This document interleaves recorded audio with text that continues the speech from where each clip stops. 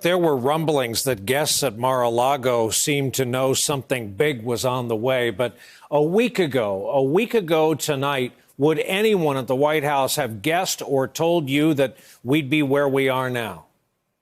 No, absolutely not. And I think that the strike early Friday morning against Soleimani came as a huge surprise to a number of White House officials, even National Security Council officials.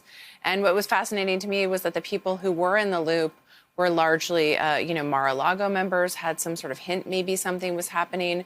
Trump family members hinted at it on Twitter. Senator Lindsey Graham was told. And so it seemed like initially it was largely Trump's allies and people who he felt like were loyal to him that were informed, whereas, key congressional leaders, this was a surprise to them.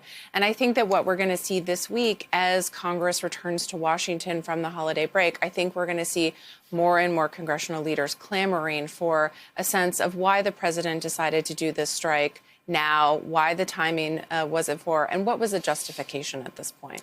Greg, let's be clear in our predicate.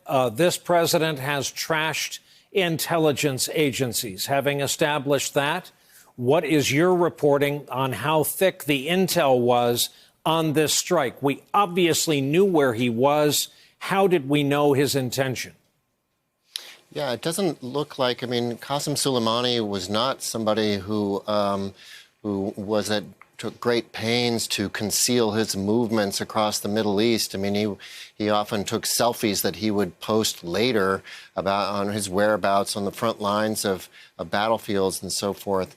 And so I'm sure that the United States had abundant intelligence on his whereabouts and has had that intelligence for many months now, if not years. The big question is, why was this decision, this strike, taken at this moment? And I think that, we have yet to see any hard evidence, and members of Congress have yet to point to anything they have learned that suggests that there was some calculation altering new information that had surfaced, right?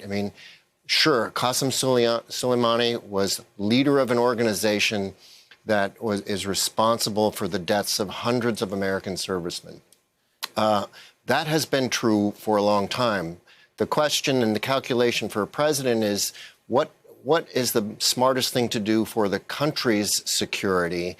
And what we're seeing in the aftermath here, it's hard to see that there was a lot of thought given to those second and third order effects of this strike.